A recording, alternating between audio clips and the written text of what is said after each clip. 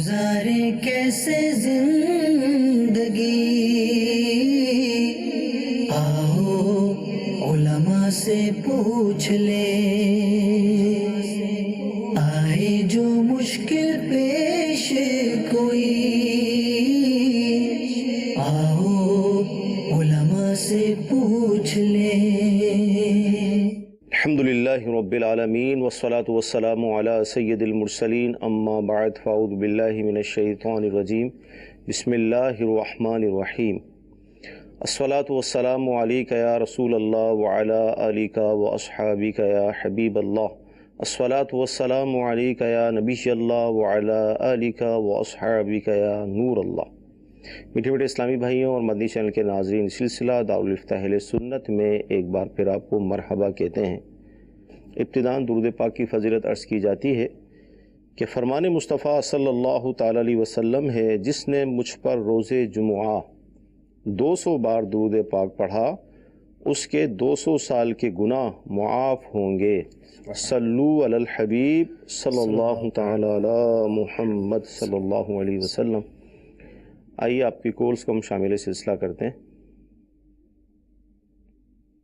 میں کراچی میں رہتا ہوں اور میں جاب کرتا ہوں نوری آباد میں۔ مجھے یہ بتائیں کہ میری نماز یا قصر ہوگی یہاں پر، یا ایک ہفتے کے بعد گھر پہ جاتا ہوں میں واپسی، تو یہاں جو میں نماز پڑھتا ہوں، میں فرض نمازیں جو بھی ہیں وہ اپنی نمازیں ادا کر رہا ہوں، تو قصر تو نہیں ہوگی نماز میری یہاں پر؟ جی حضور کیا ارشاد فرمائیں گے؟ نوری آباد۔ الحمدللہ رب العالمین والصلاة والسلام علی سید الانبیاء والمرسلین، اما بعد فاعوذ باللہ من الشیطان الرجیم، بسم اللہ الرحمن الرحیم۔ نوری آباد کراچی سے اتنی مسافت پر نہیں ہے کہ جس سے بندہ مسافر ہو جائے۔ ٹھیک ہے۔ مسافر ہونے کے لیے 92 کلومیٹر کا متصل سفر جب بندہ کرنے کا ارادہ رکھتا ہے اور شہر اور اس کے فنا سے باہر ہو جاتا ہے تو پھر مسافر ہو جاتا ہے۔ صحیح۔ نوری آباد جو ہے وہ کراچی سے تقریباً 60-65 کلومیٹر ہے میری معلومات کے مطابق، اس سے زیادہ نہیں، 70 ہو جائے گا، لیکن 92 کلومیٹر نہیں ہے۔ تو اس لیے اگر کوئی کراچی سے وہاں پر جاتا ہے تو وہ مسافر نہیں ہوگا، چاہے وہ وہاں پہ ہفتہ رہے یا مہینہ رہے، تو وہ وہاں پہ مقیم ہی قرار پائے گا اور اپنی نمازوں میں قصر نہیں کرے گا۔ اچھا، اب جیسے ہم حیدرآباد ہی جا رہے ہیں جو کہ 92 کلومیٹر سے زیادہ ہے، لیکن راستے میں نوری آباد آتا ہے، وہاں اگر ہم رکتے ہیں تو نماز؟ ہاں، یہ دوسری صورت ہے جی۔ یعنی اگر ہم نے 92 کلومیٹر یا اس سے زیادہ کا سفر کرنا ہے، ٹھیک ہے، اب اگر ہم راستے میں جو ہے وہ جیسے کھانے کے لیے رکے، چائے کے لیے رکے، یا گاڑیاں عام طور پر نماز کے لیے رکتی ہیں، ہمیں جانا وہیں پر ہے اور یہاں پہ ہم کسی حاجت کے لیے رکے ہیں، اب اگر یہاں پہ ہم رکے ہیں تو چونکہ ہمارا 92 کلومیٹر کا متصل سفر ہم نے کرنا ہے، منزل مقصود جو ہے وہ 92 کلومیٹر یا اس سے زیادہ ہے، تو اب اگر ہم نوری آباد کسی حاجت کے لیے رکیں گے تو اب اگر نماز کا وقت ہو گیا تو اس صورت میں یہاں پہ قصر ہوگی۔ ٹھیک۔ مدنی چینل کے ناظرین، مسافر کے حوالے سے بیان کیا مفتی صاحب نے کہ مسافر یعنی وہ کون سا مسافر ہے کہ جو قصر نماز ادا کرے گا، اس کا ہمیں جواب مل گیا۔ جی اگلی کال لیں گے۔ سوال یہ ہے کہ کوئی صحیح العقیدہ مسلمان ہے، وہ اللہ کی راہ میں اپنا وقت بھی دیتا ہے، مال بھی دل کھول کے خرچ کرتا ہے، لیکن جو اس کے ماتحت لوگ ہیں وہ ان کے ساتھ ان کی دل آزاریاں کرتا ہے، ان کو ذلیل کرتا ہے، تو ایسے شخص کے بارے میں شریعت کیا حکم دیتی ہے کہ اس کا جو اتنا اللہ کی راہ میں خرچ کرنا ہے اس کو نفع دے گا یا نہیں دے گا؟ جی مفتی نوید صاحب کیا ارشاد فرمائیں گے؟ سلسلے میں مرحبا بھی کہتے ہیں۔ ایسے تو کافی خیراتی کر رہے ہیں، سب کچھ کر رہے ہیں، لیکن جو ماتحت افراد ہیں وہ تنگ ہیں۔ الحمدللہ رب العالمین والصلاة والسلام علی سید المرسلین، اما بعد فاعوذ باللہ من الشیطان الرجیم، بسم اللہ الرحمن الرحیم۔ اصل میں یہ ہمارے ہاں جو معاملات ہوتے ہیں افراط و تفرید کا شکار ہو جاتے ہیں، اور جو عبادات کرتا ہے، جیسے راہ خدا میں خرچ کرتا ہے، حج کرتا ہے، عمرہ کرتا ہے، نیکی کے کام کرتا ہے، وہ یہ سمجھ لیتا ہے کہ میں جو نیکی کے کام کر رہا ہوں بس انہی کاموں کی بنا پر میری بخشش و مغفرت ہو جائے گی، اس کے علاوہ میں کچھ بھی کروں، لوگوں کے دل آزاریاں کروں، ان کی عزتوں کو اچھالوں، ان کو گالیاں دوں، برا بھلا کہوں، اس سے کچھ فرق نہیں پڑتا۔ ایک تو یہ جہت ہے۔ اور دوسری جہت وہ ہے کہ جو مظلوم لوگ ہیں، جو مظلوم لوگ ہیں تو وہ یہ سمجھ لیتے ہیں کہ اب اس نے چونکہ گالی نکالی ہے، کسی مسلمان کی دل آزاری کی ہے، تو اب اس نے جتنی بھی نیکیاں کی ہیں، حج کیے ہیں، عمرے کیے ہیں، اور یوں ہی کوئی بھی نیکی کے کام کیے ہیں، اللہ تبارک و تعالیٰ کی راہ میں صدقہ و خیرات کیے ہیں، وہ سب کے سب برباد ہیں۔ تو یہ دونوں طرف کے جو لوگ ہیں افراط و تفرید کا شکار ہیں۔ تو پہلی بات تو یہ ہے کہ اللہ تبارک و تعالیٰ کی عبادت ہم نے کرنی ہے، بعض عبادتیں ہم پر فرض ہیں، جیسے پنجگانہ نماز فرض ہے، روزہ رکھنا فرض ہے، حج فرض ہے تو حج بھی کرنا ہے، اور یوں ہی زکوٰۃ مالی عبادت جیسے زکوٰۃ وغیرہ ہے فرض ہے تو زکوٰۃ بھی ادا کرنی ہے، یوں ہی نفلی عبادت بھی ادا کرنی ہے کہ جو ضرورت مند مسلمان ہیں ان کی بھی مدد کرنی ہے، نوافل بھی پڑھنے ہیں وہ بھی پڑھ رہے ہیں۔ تو یہ سب کے سب ثواب کے کام ہیں۔ اللہ تبارک و تعالیٰ کی بارگاہ میں اگر یہ مقبول ہوئے تو ان سب کاموں پر اجر ملے گا، لیکن اس کا مطلب یہ نہیں کہ اگر کوئی دوسرا گناہ کا کام کیا تو یہ نیکی کے کام جو ہیں برباد ہو جائیں گے۔ یہ سب بروز قیامت، یہ سارے کام بروز قیامت میزان میں پیش ہوں گے، اور ان سب کا میزان ہوگا، اور میزان ہونے کے بعد ہی پتہ چلے گا کہ یہ شخص جنت میں جاتا ہے کہ جہنم میں جاتا ہے۔ ایک بات، اور دوسری بات یہ ہے کہ حقوق العباد اور حقوق اللہ، ان دونوں کے اندر جو ہیں حقوق العباد یہ زیادہ بڑے ہیں اور ترجیح یافتہ ہیں۔ کیونکہ حقوق اللہ جو ہے یہ اللہ تبارک و تعالیٰ کی مشیت پر موقوف ہیں۔ اگر اللہ تبارک و تعالیٰ کی نافرمانی کی، کوئی گناہ کا کام کیا کہ جو خالص حق اللہ تھا، تو اللہ تبارک و تعالیٰ چاہے تو درگزر فرمائے اور بندے کو معاف کر دے۔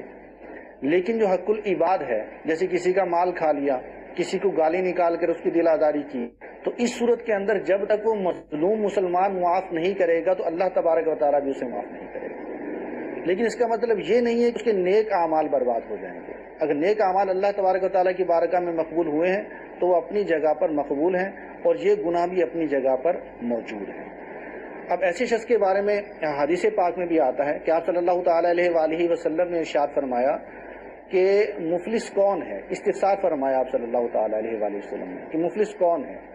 تو صحابہ کرام علیہم رضوان نے عرض کی کہ یا رسول اللہ صلی اللہ تعالیٰ علیہ وآلہ وسلم، مفلس وہ ہے کہ جس کے پاس درہم و دینار نہ ہو، یعنی روپے پیسے نہ ہو۔ تو آپ صلی اللہ تعالیٰ علیہ وآلہ وسلم نے ارشاد فرمایا نہیں، مفلس وہ ہے کہ روز قیامت پہاڑ جیسی نیکیاں لے کر آئے گا، لیکن اس نے لوگوں کی حق تلفی کی ہوگی، اور وہ لوگ اس کی نیکیاں لے جائیں گے، اور بروز قیامت وہ تہی دامن رہ جائے گا، وہ شخص مفلس۔ تو اب یہ حج کر رہا ہے، عمرہ کر رہا ہے، اللہ تبارک و تعالیٰ کی راہ میں خیرات کر رہا ہے، بہت اچھے اچھے کام کر رہا ہے، نیکیاں جمع کر رہا ہے، لیکن اس نے کسی مسلمان کی دل آزاری کی، وہ مسلمان بروز قیامت آ جائے گا، اللہ تبارک و تعالیٰ کی بارگاہ میں عرض کرے گا کہ رب عز و جل اس شخص نے میری دل آزاری کی تھی۔ تو اب بروز قیامت عدلے کا بدلہ پیسوں کے ذریعے نہیں ہوگا بلکہ نیکیوں کے ذریعے ہوگا۔ اب اس کی نیکیاں اٹھا کر اس کو دے دی جائیں گی۔ اسی طرح ایک اور آدمی آئے گا کہ اس نے مجھے گالی نکالی تھی، اس کی نیکیاں اس کو دے دی جائیں گی، یہاں تک کہ لوگ آتے رہیں گے، دعویٰ کرتے رہیں گے، اس کی ساری نیکیاں لوگوں میں بٹ جائیں گی، اور یہاں ہے کہ ساری نیکیاں دینے کے بعد بھی لوگوں کے حقوق پورے نہ ہوں، پھر کیا ہوگا کہ ان لوگوں کے گناہ اس کے سر آنا شروع ہو جائیں گے، اور پھر بالآخر یہ شخص جو ہے جہنم کا شکار ہو جائے گا۔ اور آپ صلی اللہ تعالیٰ علیہ وآلہ وسلم نے بھی ایسے آدمی کو مفلس ترین قرار دیا۔ تو ہمیں اللہ تبارک و تعالیٰ کے غضب سے بھی ڈرنا چاہیے۔ جہاں ہم اللہ تبارک و تعالیٰ کی رحمت سے امید رکھتے ہیں تو اس کے غضب سے خوفزدہ بھی ہونا چاہیے، اور حق العباد تلف کرنے سے حتی الامکان بچنا چاہیے۔ ماشاءاللہ، بہت پیارا جواب آپ نے ارشاد فرمایا۔ جی اگلی کال لیں گے۔ علی ریاض بات کر رہا ہوں پتوکی سے۔ میرا سوال یہ ہے کہ اگر ہمارے پاس دھوکے سے جعلی نوٹ آ جائے تو اس کا پھر کیا کریں؟ وہ آگے ٹرانسفر کر دیں یا اس بارے میں رہنمائی فرما دیں؟ اب جعلی نوٹ ہمیں مل گیا بالفرض، ظاہر ہے ہمارا تو نقصان ہوا، ہم بھی تو اب آگے اس کو چلائیں گے نا۔ کیا فرمایا؟ اگر ہمیں کسی نے دھوکہ دیا ہے، صحیح، یا ہمارے پاس غلطی سے آ گیا ہے، تو اب ہمیں یہ اجازت نہیں ہے کہ ہم بھی آگے کسی کو دھوکہ دیں، صحیح، اور جانتے بوجھتے ہوئے اس کو وہ جعلی نوٹ پکڑا دیں، تو یہ شرعاً ناجائز و حرام ہے، ایسا کرنا جائز نہیں ہے۔ ہاں، اگر جس نے آپ کو دیا ہے اور آپ کو پتہ ہے کہ فلاں کی طرف سے ملا ہے، تو اب آپ کا یہ حق بنتا ہے کہ آپ اس کو لوٹائیں اور اس کے بدلے میں اس سے اصلی نوٹ لے لیں. عام طور پر اس میں بھی یہی ہوتا ہے کہ لوگ یہ سمجھتے ہیں کہ میں کوئی زیادتی نہیں کر رہا ہوں, میرے ساتھ بھی تو زیادتی ہوئی ہے, مسجد میں چپل چوری میرے ساتھ بھی تو جو ہے وہ دھوکہ ہوا ہے. لیکن شریعت اس بات کی اجازت نہیں دیکھتی کہ آپ کے ساتھ اگر کوئی دھوکہ کرے یا آپ پر کوئی ظلم کرے تو آپ کسی دوسرے پر ظلم کریں. یہ ایسا ہی ہوا کہ اس نے بھی گناہ کا کام کیا, آپ گویا کہ آپ یوں کہہ رہے ہیں کہ اس نے گناہ کا کام کیا تو میں بھی گناہ کا کام کروں گا, معاذ اللہ. تو جس نے کیا ہے وہ اس کی سزا جو ہے وہ آخرت والے دن پا لے گا اور دنیا میں بھی اس کا انجام دیکھ لے گا. تو لہٰذا یہ نہیں تصور کرنا چاہیے, اور یہ اسلامی تصور بھی نہیں ہے کہ اگر کوئی ہمیں دھوکہ دے تو ہم بھی اگلے شخص کو دھوکہ دیں. اسلام اس بات کی تعلیم نہیں دیتا. اسلام جو ہے وہ ایک حسن والا دین ہے. وہ یہ ہمیں اس بات کا درس دیتا ہے کہ اگر آپ کے اوپر کوئی ظلم کرے یا آپ کے ساتھ کوئی زیادتی کرے تو آپ حتی الامکان دور کرنے کی کوشش کریں, اگر دور نہیں کر سکتے تو صبر کریں, اور اللہ تبارک و تعالیٰ آپ کو اس صبر کی جزا عطا فرمائے گا. آپ دیکھیے کہ حدیث پاک میں آیا کہ نبی کریم صلی اللہ تعالیٰ علیہ وسلم ایک مرتبہ بازار میں تشریف لے گئے اور آپ صلی اللہ تعالیٰ علیہ وسلم نے گندم کے ڈھیر میں ہاتھ ڈالا تو اندر سے گندم جو تھی وہ گیلی تھی اور اوپر سے سوکھی تھی. نبی کریم صلی اللہ تعالیٰ علیہ وسلم نے اس شخص سے پوچھا یہ کیا ہے؟ تو پھر نبی کریم صلی اللہ تعالیٰ علیہ وسلم نے اس سے یہ ارشاد فرمایا کہ آپ نے گیلی گندم کو اوپر کیوں نہیں کیا, سوکھی کو اوپر کیوں کیا؟ یعنی آپ گویا کہ لوگوں کو دکھا سوکھی رہے ہیں اور اندر سے گیلی ہے, تو آپ کو گیلی اوپر کرنی چاہیے تھی. اور پھر ارشاد فرمایا کہ جو دھوکہ کرے وہ ہم میں سے نہیں ہے. تو اس طرح دھوکہ مسلمانوں سے یا کسی بھی, حتیٰ کہ دھوکہ تو کافر سے بھی جائز نہیں ہے, کافر کو بھی دھوکہ دینا جائز نہیں ہے. چاہیے جائے کہ ہم مسلمان کو معاذ اللہ جانتے بوجھتے ہوئے دھوکہ دے دیں. جی مزید کال لیں گے.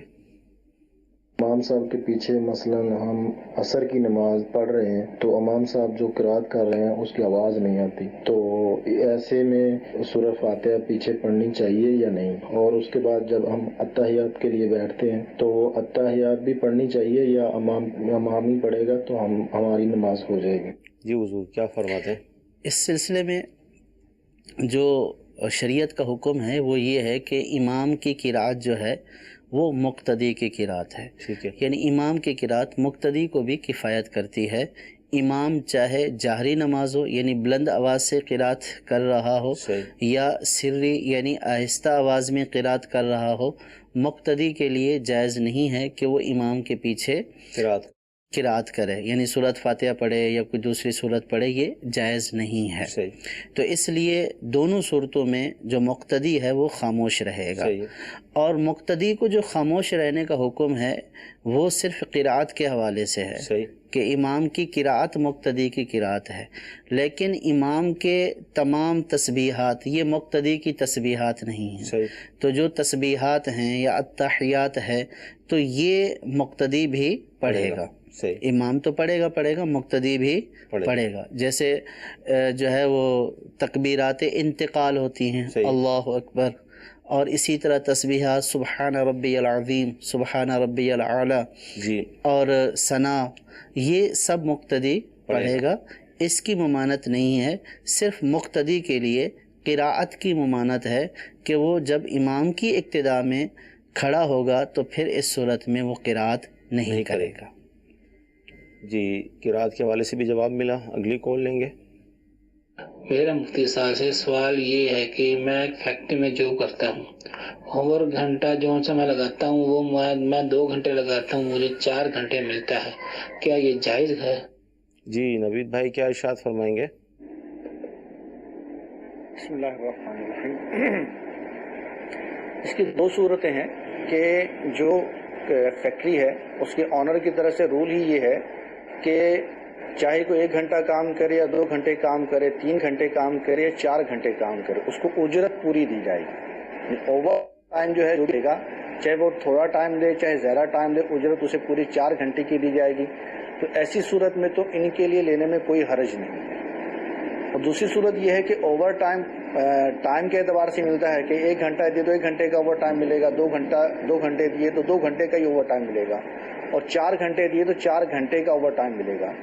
अब ऐसी सूरत में ये देते 2 घंटे हैं, लेकिन सुपरवाइज़र के साथ मिली भगत कर लेते हैं और मिली भगत करके 4 घंटे का ओवर टाइम वसूल कर लेते हैं, तो ये इनके लिए नाजायज़ है और उन पर वाजिब है कि जो 2 घंटे का ज़ायद इन्होंने ओवर टाइम लिया है ये जो है वापस कर दें और अल्लाह तबारक व तआला की बारगाह में तौबा करें। SMS का भी हम जवाब लेंगे। आप हमारे असलम भाई हैं कोई, ये पूछना चाह रहे हैं मेरी उम्र 50 साल है और शुगर का मैं मरीज़ हूँ, जब मैं बैठता हूँ तो उठ नहीं पाता, तो अब मैं नमाज किस तरह पढ़ूँ, यानी बैठ कर ही पढ़ूँ? जी, अगर शुगर के मरीज़ हों या किसी भी ऐसे मर्ज़ में मुब्तला हों कि जिसमें जो है वो क़याम करना इनके लिए मुश्किल हो जाता है, सही, उठ नहीं सकते हैं।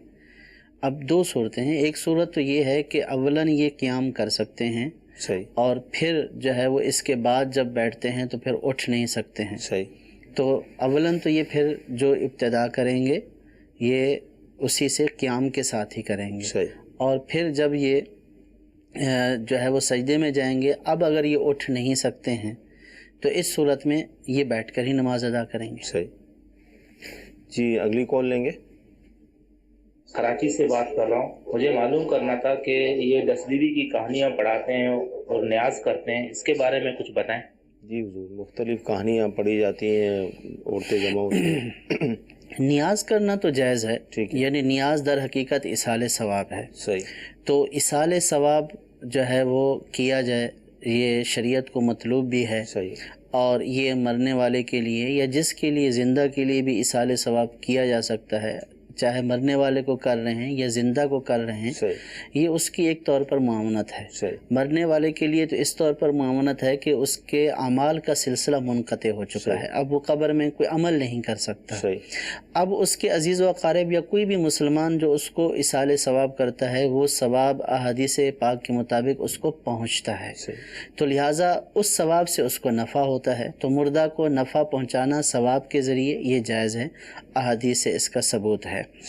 यहाँ तक तो बात दुरुस्त है, लेकिन इसाले सवाब के साथ बाज़ आम तौर पर या बाज़ औक़ात बाज़ जगहों पर ये होता है कि कुछ ऐसी चीज़ें शुरू की जाती हैं जो शरीयत का मतलूब नहीं होती हैं।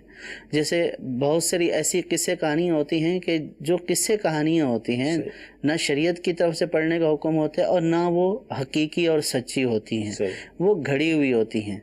तो उसको फिर बतौर इबादत के पढ़ना या उसका सुनना और उसके सुनने को ज़रूरी करार देना और उस वक्त तक नियाज ना बांटना कि जब तक वो कहानी पढ़ ना ली जाए, तो एक तो वो बेअसल कहानियाँ हैं, उनकी कोई असल नहीं होती हैं, घड़ी हुई होती हैं, और फिर उनको लाजमी समझ लेना और नियाज का हिस्सा कि इसके बगैर नियाज की तकमील ही नहीं है, पूरी नहीं होगी, तो ये बेअसल बात है। तो इस तरह की किस्से कहानियों से परहेज़ करनी चाहिए और जो जायज़ काम जिसकी शरीयत ने इजाज़त दी है उसको करना चाहिए। तो अब इस तौर पर हम ना तो ये कहेंगे कि ये पूरा अमल जो है वो बिल्कुल बातिल है, ये बोलेंगे कि जो इसमें गलत बात है उसको जुदा कर दिया जाए और आइंदा उससे एहतियात की जाए, और जो सही बात है उस अमल को जारी रखना चाहिए कि वो दर हकीकत पढ़ने वाले के लिए भी फ़ायदा है और जिसके लिए पढ़ा जा रहा है ये उसके लिए भी फ़ायदा है। तो अपने आप को उखरवी तौर पर फ़ायदा पहुंचाना या अपने किसी मरे हुए मुसलमान को, अजीज़ को, कोई भी मुसलमान है, अजीज़ हो या गैर अजीज़ हो, उसको फ़ायदा पहुंचाना ये शरीयत का मतलूब है, तो इसके करने में कोई हर्ज नहीं है। मदनी चैनल के नाज़रीन, जब भी इस तरह का सिलसिला हो, घर के अंदर ख़वातीन जमा होकर या अगर इस्लामी भाइयों को जमा किया गया, तो मुफ्ती साहब ने जवाब इरशाद फरमा दिया। मदनी मशवरा ये है कि यासीन शरीफ की तिलावत कर ली जाए, एक एक पारा तिलावत कर लिया जाए, या दुरूद पाक के लिए तस्बीह दे दी जाए, दुरूद पाक पढ़ लिया जाए, उसके बाद फिर इसाले सवाब को जो फरमाया वो कर लिया जाए, तो यूँ नूर अला नूर हो जाएगा, मज़ीद सवाब में इजाफ़ा हो जाएगा, और जिसको आप पहुँचाएँगे इंशाअल्लाह उनको मज़ीद ज़्यादा सवाब मिलेगा। तो इसका एहतमाम कर लिया जाए, और ये जो कहानियाँ हैं जो मन घड़त हैं इनको शामिल ना किया जाए। यूँ भी किया जा सकता है कि जो मुस्तनद उलमा के कुतुब हैं, रसाइल हैं, बयान उनको बयान किया जाए, मसाइल को बयान किया जाए, यानी बेअसल बात के ऊपर वक्त ज़ाय करने की बजाय बेहतर ये है कि फैज़ान सुन्नत से दर्स दे दिया जाए اب جیسے آقا کا مہینہ رسالہ ہے جی تو یہاں سے پہلے جو ہے وہ درس کا سلسلہ شروع ہو جائے، یا اسی طرح کسی بھی معتمد سنی عالم دین کی کتاب سے درس جو ہے وہ ہونا چاہیے۔ یوں بھی کر سکتے ہیں کہ آپ کنز الایمان سے جو ہے ترجمہ اور تفسیر جو لکھا ہوا ہے وہی پڑھ کر سنا دیں۔ سراۃ الجنان لے لیں، وہاں سے جو ہے وہ آیت پڑھیں، اس کا ترجمہ پڑھیں اور اس کی تفسیر سنا دیں۔ تو کوئی ایسا کام کریں کہ جس کی شریعت اجازت دیتی ہے اور جس کے کرنے سے مزید فائدہ ہوگا۔ تو جیسے کہتے ہیں نا سونے پہ سہاگا، کہ آپ نے وہ نیاز کا بھی ثواب مل گیا اور آپ نے جو دینی درس دیا اس کا بھی ثواب مل گیا، اور یہ سارا ثواب اب آپ اپنے عزیز کو اصالِ ثواب کر دیں، آپ کو بھی ثواب ملے گا انشاءاللہ، آپ کے عزیز کو بھی ثواب پہنچ جائے گا۔ اچھا، اس میں بعض اوقات ہمارے ناظرین کے ذہن میں یہ بات آئے گا کہ ہم کیسے کریں، کہاں جائیں، سیکھیں کس سے؟ تو اللہ تعالیٰ کی رحمت ہے کہ اسلامی بھائیوں کا بھی پورا ایک نظام موجود ہے، اسلامی بہنوں میں کام کا بھی پورا نظام موجود ہے۔ تو آپ جس علاقوں میں یا جس شہر میں رہتے ہیں وہاں پر قریبی دعوت اسلامی والوں سے آپ رابطے کی کوشش کریں، تو یوں انشاءاللہ عز و جل یہ سے مختلف رسائل کا ذہن دیا گیا، درس کا ذہن دیا گیا، تو اگر آپ اسلامی بہنوں کی رابطے میں آ جائیں گی تو انشاءاللہ تعالیٰ یوں ترکیب بن جائے گی، اور گھر کے جو آپ کے محارم میں اسلامی بھائی ہیں وہ رابطہ کروا دیں گے تو یوں بھی انشاءاللہ ایک اچھی ترکیب بن جائے گی۔ جی اگلی کال۔ میرا سوال یہ ہے کہ ایک بندے نے کمیٹی ڈالی ہوئی ہے اور اس میں تقریباً 35,000 روپیہ کمیٹی میں اس کا جمع ہو چکا ہے، 35,000 کے علاوہ اس کے پاس اور پیسے نہیں ہیں گھر میں، تو کیا وہ بندہ شہری فقیر کہلائے گا؟ جی نوید بھائی کیا ارشاد فرمائیں گے؟ بسم اللہ الرحمن الرحیم۔ 35 یا غالباً 33,000 روپے انہوں نے ارشاد فرمائے ہیں، تو اصل نصاب جو ہے 52.5 تولہ چاندی، کم از کم جو مقدار ہے وہ 52.5 تولہ چاندی یا اس کی رقم آدمی کے پاس موجود ہو، اور جو کہ اس کی حاجت سے زائد ہو، تو ایسی صورت میں اور اس کی جو مقدار بنتی ہے رکوعوں کے اندر تقریباً 38 سے 40,000 روپے بنتی ہے، کہ اگر کسی آدمی کے پاس اپنی حاجت سے زائد 38 یا 40,000 روپے موجود ہیں تو یہ شخص صاحب نصاب ہے اور سال گزرنے پر اس پر زکوٰۃ فرض ہو جائے گی۔ تو اب یہ جو رقم بتا رہے ہیں 35,000 یا 33,000، تو یہ شرعی نصاب سے کم ہے، تو نصاب سے کم ہو جانے کی وجہ سے یہ صاحب غنی نہیں ہوں گے اور ان پر زکوٰۃ فرض نہیں ہوگی، بلکہ یہ بذات خود شرعی فقیر ہوں گے۔ تو شرعی فقیر ہونے کی وجہ سے ان کو زکوٰۃ دی جا سکتی ہے، لیکن پھر بھی ان کے لیے زکوٰۃ کا سوال کرنا جائز نہیں ہوگا، کہ اگر یہ زکوٰۃ کا سوال کریں گے تو گناہ گار ہوں گے، کہ سوال کرنے کی اجازت فقط اسے ہے کہ جسے حاجت درپیش ہے۔ جس طرح مثال کے طور پہ کھانے کے لیے نہیں ہے تو اب وہ سوال کر سکتا ہے، پہننے کے لیے نہیں ہے تو اب وہ سوال کر سکتا ہے۔ اسی طرح جو بھی انسانی ضروریات اگر وہ پوری نہیں کر پا رہا ہے شرعی فقیر ہونے کی وجہ سے، اس کے پاس نہیں ہے، تو ان کے لیے وہ سوال کر سکتا ہے۔ اگر وہ شرعی فقیر ہے لیکن اپنی ضروریات پوری کر سکتا ہے، جیسے کھا بھی سکتا ہے، پی بھی سکتا ہے، لباس بھی پہن سکتا ہے، اپنے ضروری کام بھی کر سکتا ہے، تو ایسی صورت میں بھی اس کے لیے زکوٰۃ کا سوال کرنا جائز نہیں ہوگا۔ ہاں اگر کوئی زکوٰۃ اپنی دے دیتا ہے تو شرعی فقیر ہونے کی وجہ سے یہ زکوٰۃ قبول کر سکتا ہے اور دینے والے کی زکوٰۃ بھی ادا ہو جائے گی۔ جی اگلی کال۔ سر میرا یہ سوال ہے کہ اگر ہم روڈ پہ جا رہے ہیں تو ہمیں وہاں سے کوئی پیسے مل جائیں اور ہمیں پتہ نہ ہو کہ بھئی یہ پیسے کس کے ہیں، ہم اس کا کیا کریں گے سر؟ جی حضور پیسے مل گئے کیا کریں؟ کوئی کڑھائی وغیرہ کھا لیں، کیا کریں؟ اس کی دو صورتیں ہو سکتی ہیں۔ اگر روڈ پر پیسے مل گئے جی اور یہ اس لیے اٹھا لیتے ہیں کہ یہ مالک تک پہنچا دیں، صحیح، تو اس صورت میں ان کا اٹھانا جائز ہے، صحیح، اور پھر ان کے اوپر اب لازم ہو گیا ان کو اٹھانے کی وجہ سے کہ یہ اس کے مالک تک پہنچانے کی کوشش کرے۔ صحیح، جو بھی ممکنہ ذرائع ہو سکتے ہیں، تشہیر کر سکتے ہیں تو تشہیر کریں، لوگوں کو بتائیں، مساجد میں یا دیگر جو پبلک پلیسز ہیں ان پر اعلانات کروائیں، تو تاکہ اس کے مالک تک یہ بات پہنچ جائے اور مالک وصول کر لے۔ صحیح۔ اور اگر راستے میں مل گئے اور یہ سمجھتے ہیں کہ یہ ہمارے ہی ہیں اور یہ اللہ تعالیٰ کی طرف سے ہمیں تحفہ مل گیا، تو اس صورت میں اس کا اٹھانا جائز نہیں ہوگا۔ یہ تحفہ نہیں ہے، یہ کسی مسلمان کے گرے ہیں، تو لہٰذا اگر آپ یہ ذمہ داری لینا چاہتے ہیں کہ آپ ان تک پہنچا دیں گے یا پہنچانے کی کوشش کریں تب تو اٹھائیں، اور اگر آپ یہ ذمہ داری نہیں لے سکتے تو پھر آپ اس کو چھوڑ دیں۔ صحیح۔ کہیں ایسا نہ ہو کہ پھر لینے کے بعد جو ہے وہ نیت تبدیل ہو جائے اور آپ اس کو اپنے استعمال میں لے لیں بغیر کسی اس کے، یعنی اگر آپ کی پہنچانے کی نیت نہیں ہے اپنے لیے لینا تو جائز ہی نہیں ہے، اگر پہنچانے کی نیت ہے تو پھر لینا جائز ہے، اور پھر جو اس کے آگے کے مسائل ہیں تشہیر اور اعلانات کے وہ بھی کرنا ضروری ہیں۔ پھر اگر کوئی مالک آ جاتا ہے تو ان کو واپس کر دیں، اور اگر جو ہے وہ تشہیر اتنی کر لی کہ اب جو ہے وہ اس چیز کو اس کا مالک جو ہے وہ اس رقم کو تلاش نہیں کرتا ہوگا تو اس صورت میں پھر اس کو صدقہ کر دیا جائے۔ اچھا، جس طرح کا دور ہے مفتی صاحب، آپ تم سے بہتر ہی جانتے ہیں، اب پیسے پڑے ہیں اور جیسے مجھے مسئلہ ہی پتہ چل گیا کہ اگر میں نے اس نیت سے اٹھایا کہ پہنچانے تو یہ ایک بہت بڑا کام ہے نا، مطلب وقت کس کے پاس ہے، اور یہ بھی ذہن میں ہے کہ اگر نہیں اٹھاؤں گا تو آنے والا پیچھے کوئی اٹھا کے میں تو رقم ضائع ہو جائے گی، تو کیا کریں اسے؟ یہ شریعت نے اس کے اوپر لازم نہیں کیا ہے کہ یہ ذمہ داری اپنے اوپر لے لے۔ اب جو اگر کوئی پیچھے اٹھانے والا ہے وہ اگر اپنے استعمال میں لے لیتا ہے تو وہ گناہ گار ہوگا، لیکن اگر یہ ایک ذمہ داری اپنے لیے لے لیتے ہیں اور پھر اس کو پورا نہیں کرتے تو اس صورت میں یہ گناہ گار ہوں گے۔ تو اس لیے اپنے اوپر وہی بوجھ لینا چاہیے کہ جس کی بندہ کر بھی سکتا ہے اور جس کے پاس ٹائم بھی ہے، اور پھر اس کو مسئلہ بھی معلوم ہونا چاہیے۔ عام طور پر تو جیسے میں نے عرض کیا کہ لوگ اس کو یہ سمجھتے ہیں کہ یہ اللہ تعالیٰ کی طرف سے ہمیں ملی ہے، راستے میں مل گئی ہے، تو یہ کسی اور کو بھی نظر آ سکتی تھی لیکن ہمیں مل گئی ہے۔ تو عام طور پر تو لوگ اپنی ہی چیز سمجھتے ہیں کہ یہ فری میں ہمیں مل گئی ہے، لیکن وہ آپ کی نہیں ہے، وہ جس مسلمان کی گری ہے یہ اسی کی ہی ہے۔ آپ کے اٹھانے سے آپ اس کے مالک نہیں ہوئے، لیکن اگر اٹھا لیں گے تو پھر ذمہ داری آپ نے اپنے ذمے لے لی، پھر اس کو پورا کرنا پڑے گا۔ اگر ذمہ داری نہیں لے سکتے تو پھر اس کو اٹھائیں ہی نہیں۔ صحیح جی، اگلی کال لیں گے۔ میرا سوال یہ ہے کہ اگر کسی مسلمان کے اوپر کوئی علم وغیرہ ہو جائے تو کسی غیر مذہب کے پاس جانا بہتر ہے یا نہیں؟ جی نوید بھائی کیا ارشاد فرمائیں گے؟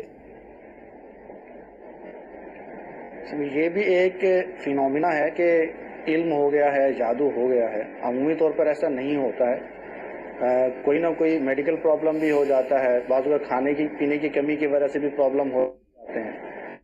پھر اگر خدا نہ خواستہ کوئی جادو ہے، کوئی علم ہو گیا ہے، چاہے کالا جادو ہے یا سفید جادو، کچھ بھی ہو گیا ہے، تو شریعت میں، ہماری شریعت میں اس کا علاج موجود ہے۔ تو میں سب سے بہترین تو الحمدللہ تعویذات اطاریہ ہیں، امیر اہل سنت کے عطا کردہ تعویذات ہیں۔ کچھ بھی معاملہ ہے تو آپ تعویذات اطاریہ کے بستے پہ رابطہ کریں، اور الحمدللہ بے شمار مریضوں کو وہاں سے شفا ملی ہے، جسمانی مریضوں کو، روحانی مریضوں کو، اور جادو والے مریضوں کو بھی۔ اور پھر یہ کہ شفا جو ہے یہ اللہ تبارک و تعالیٰ کی طرف سے ہے۔ اللہ تبارک و تعالیٰ جب چاہے گا تبھی شفا ملے گی۔ جادو ہے تو جب اللہ تعالیٰ چاہے گا تبھی اسے چھٹکارا ملے گا۔ مرض ہے تو جب اللہ تبارک و تعالیٰ چاہے گا تبھی اس مرض سے شفا ملے گی۔ تو اگر آپ مثلاً تعویذات اطاریہ لیتے ہیں اور یہاں سے آپ کا مسئلہ حل نہیں ہوتا، تو اب اگر وہ اللہ تبارک و تعالیٰ کی مشیت میں اس کا حل نہ ہونا ہے تو پھر کہیں سے بھی حل نہیں ہوگا، اور اگر اللہ تبارک و تعالیٰ کی مشیت میں اس کا حل ہونا ہے وہ یہاں سے بھی حل ہو جائے گا۔ یہ ایک بات ہے۔ اس کے بعد سیکنڈ یہ ہے کہ اگر مثال کے طور پہ یہاں سے حل نہیں ہوتا، کسی بھی صحیح العقیدہ سنی عالم جو کہ عامل بھی ہو، آپ اس سے رابطہ کر لیں، اس سے علاج کروا لیں۔ کفار کے پاس جانا درست نہیں ہے، کہ کفار کے پاس جانے کے بہت زیادہ خطرات ہیں، اور بلکہ ایمان ضائع ہو جانے کا بھی اندیشہ ہوتا ہے، کیونکہ بعض اوقات وہ ایسے ایسے اعمال کرتے ہیں کہ جنہیں آپ دیکھ نہیں سکتے، جنہیں آپ کر نہیں سکتے۔ اگر آپ اپنے آنکھوں کے سامنے ہوتا دیکھیں گے، خاموش رہیں گے، تو ہو سکتا ہے آپ کا ایمان ضائع ہو جائے، اور اگر ان اعمال کو کریں تو آپ کا ایمان ضائع ہو جائے۔ مثلا علاج کروانے کے لیے، کالے جادو کا توڑ کروانے کے لیے کسی ہندو عامل کے پاس چلے گئے، اب اس نے کہا کہ جی میں علاج تو کر دوں گا، لیکن فلاں جو مدد دیوی ہے، دیوتا ہے، گنیش ہے یا پاربتی ہے، کوئی سی بھی ان کی دیوی ہے، اس کا جو ہے پرساد چڑھانا ہے، اب اس کے پیسے دو۔ اب پرساد چڑھانے کے لیے پیسے دے گا، اس کا حکم بڑا سنگین ہے، اور رضامندی کے ساتھ دے گا تو بالکل کفر کا اندیشہ ہے اس میں۔ اسی طرح بعض اوقات یہ ہوتا ہے کہ اس دیوی کی جو ہے عبادت کرنی پڑے گی، پوجا کرنی پڑے گی، چاہے ایک لمحے کے لیے پوجا کرنی پڑے، اس کو سجدہ کرنا پڑے گا یا پرنام کرنا پڑے گا، یا اس کی جے بولنی پڑے، جے سے مراد یہ تعریف بولنی پڑے، جس طرح اللہ تبارک و تعالیٰ کی تعریف بیان کرتے ہیں، اس کی تسبیح بیان کرتے ہیں، اسی طرح اس ہندو دیوتا کی یا دیوی کی جو ہے وہ تعریف بیان کرنی پڑے گی۔ یہ سب چیزیں جو ہے کفریات ہیں، اور بعض اوقات بعض لوگوں کو ان کا شعور ہوتا ہے، بعض لوگوں کو ان کا شعور نہیں ہوتا ہے، اور بعض اوقات اس سے بھی زیادہ یہ تو ہیں کفریات، بعض اوقات ایسے غلیظ کام ہوتے ہیں کہ الحافظ والا مان، کہ ایک اسلامی بھائی تھے، ان کے والد صاحب کو کچھ معاملہ تھا جادو وغیرہ کا، تو وہ ایک ہندو عامل کے پاس چلے گئے، تو ہندو عامل نے کہا کہ تمہارے گلے میں جو تعویذ ہے تم یہ اتار کے مجھے دے دو گے تو میں تمہارا جو ہے علاج کر دوں گا۔ تو انہوں نے پوچھا کہ تم اس تعویذ کا کیا کرو گے؟ تو اس نے کہا کہ معاذ اللہ میں اس تعویذ کو پیشاب میں ڈالوں گا، معاذ اللہ۔ تو ایسے سنگین واقعات ہوتے ہیں، اور ایمان انسان کی سب سے زیادہ جو قیمتی چیز ہے وہ ایمان ہے، اور سب سے زیادہ خطرہ بھی اس طرح کے معاملات میں ایمان کو ہوتا ہے۔ تو اللہ تبارک و تعالیٰ پر توکل رکھیں، تعویذات اطاریہ استعمال کریں، ورنہ پھر کسی بھی صحیح عقیدہ سنی عامل سے رابطہ کریں، اس کے علاوہ کہیں اور نہ جائیں۔ جی بہت پیارا ہمیں جواب ملا اس حوالے سے۔ اگلی کال لیں گے۔ بھائی یہ میرے نا یہ طوطوں کا کاروبار کرتے ہیں، تو اس کی بے یعنی کاروبار اس کا کرنا جائز ہے کہ نہیں؟ طوطوں کا کاروبار کرنے میں کوئی حرج نہیں ہے، طوطے پالنا بھی جائز ہے، بیچنا بھی جائز ہے، لیکن پالنے اور بیچنے والے دونوں کے لیے شرعاً یہ لازم ہے کہ وہ ان کے دانے پانی کا خیال رکھیں، تاکہ جو ہے وہ ان کو بھوکا اور پیاسا رکھ کر ان پر ظلم نہ کریں۔ باقی ان کی خرید و فروخت شرعاً جائز ہے۔ اچھا، 2 SMS ہیں، میں ان کو ایک ہی آپ کے سامنے پیش کرتا ہوں۔ گناہوں کا کفارہ کیا ہے، اور اگر کوئی گناہ ہو جائے تو ہم نیکی کر کے اس کا ازالہ کر لیں گے۔ اب اس میں یہ ہے کہ گناہ 2 قسم کے ہو جائیں گے، ایک تو فرائض کا ترک کرنا اور ایک دیگر جو گناہ ہوتے ہیں، کیا فرمائیں گے؟ گناہ تو دیکھیے کہ اس کا ازالہ توبہ سے ہوگا۔ صحیح۔ اب اس میں بھی پھر تقسیم ہے، جیسے حقوق اللہ اور حقوق العباد سے۔ صحیح۔ اور اگر حقوق اللہ کی قسم میں سے ہے تو پھر اس میں بھی یہ ہے کہ بعض وہ ہیں کہ جیسے نمازیں قضا کر دی ہیں تو توبہ بھی کرنی ہوگی اور نمازیں بھی ادا کرنی ہوں گی۔ اسی طرح اگر روزے قضا کر دیے ہیں تو قضا کرنے کی وجہ سے توبہ لازم ہوگی، لیکن 7 روزوں کی قضا بھی کرنی پڑے گی۔ اگر کسی کی جو ہے وہ دل آزاری کی ہے، اس کا تعلق حقوق العباد سے ہے۔ اگر کسی کا قرضہ دبا لیا ہے، اس کا تعلق حقوق العباد سے ہے۔ یہاں اس گناہ کا ازالہ یہ ہوگا کہ دل آزاری کرنے پر جو ہے وہ اللہ تعالیٰ کی بارگاہ میں توبہ بھی کریں، اور اس مسلمان جس کی دل آزاری کی ہے اس سے معافی بھی مانگیں۔ اور اسی طرح اگر کسی کا قرضہ دبا لیا ہے تو اس صورت میں اللہ کی بارگاہ میں توبہ بھی کریں، جو آپ نے ٹال مٹول کی ہے، اس کو اذیت پہنچائی ہے، اور پھر اس کا قرضہ بھی ادا کریں۔ اگر حقوق العباد میں یہ اگر آپ سمجھیں کہ بس آپ نے صرف توبہ کر لی اور جو حق ہے وہ ادا نہیں کیا، تو اس صورت میں یہ توبہ نہیں ہے۔ تو اسی طریقے سے جو فرائض رہ گئے ہیں تو ان کی ادائیگی بھی ضروری ہے۔ اس کے علاوہ جو دیگر حقوق اللہ ہیں، جیسے فرض کیا جو ہے وہ جھوٹ بولا ہے یا غیبت کی ہے یا دیگر اس طرح کے معاملات کیے ہیں، تو پھر اس صورت میں اللہ تعالیٰ کی بارگاہ میں توبہ کرے۔ بلکہ غیبت میں تو یہ ہے کہ اس میں بندے کا حق بھی تلف کیا جاتا ہے، اس سے بھی معافی مانگی جائے گی۔ تو بعض صورتیں یا بعض گناہ تو ایسے ہیں کہ صرف توبہ سے، اللہ تعالیٰ کی بارگاہ میں توبہ کرنے سے وہ معافی ہو جائے گی، اور اللہ تبارک و تعالیٰ توبہ کو قبول فرمانے والا ہے۔ اور اللہ تبارک و تعالیٰ نے ہی ہمیں ترغیب دلائی ہے کہ جب تم سے کوئی غلطی سرزد ہو جائے تو پھر میری بارگاہ میں جھک جاؤ، رجوع کرو۔ اللہ تبارک و تعالیٰ تواب الرحیم ہے، غفور الرحیم ہے، غافر الذنب ہے، گناہوں کی مغفرت، بخشش اور مغفرت فرمانے والا ہے، تو وہ گناہوں کو معاف فرما دے گا۔ اور جو حقوق العباد کی ہیں تو اس میں ایک حصہ اللہ تعالیٰ سے معافی کا ہے اور ایک حصہ اس بندے سے معافی کا ہے۔ تو اس گناہ کا ازالہ ان 2 طریقوں سے ہو سکتا ہے۔ مدنی چینل کے ناظرین، سلسلہ ہوا بہت اہم، گفتگو ہوئی، بہت کچھ ہمیں سیکھنے کو ملا۔ اللہ تعالیٰ کی بارگاہ میں دعا کرتے ہیں کہ اللہ تعالیٰ آج کے ہمارے سلسلے کو قبول فرمائے، جو ہم نے سنا ہے، جو سیکھا ہے اس پر عمل کرنے کی توفیق عطا فرمائے. آمین. صلو علی الحبیب صلی اللہ تعالی علی محمد. گزارے کیسے زندگی، آؤ علماء سے پوچھ لے، آئے جو مشکل پیش کوئی، آؤ علماء سے پوچھ لے.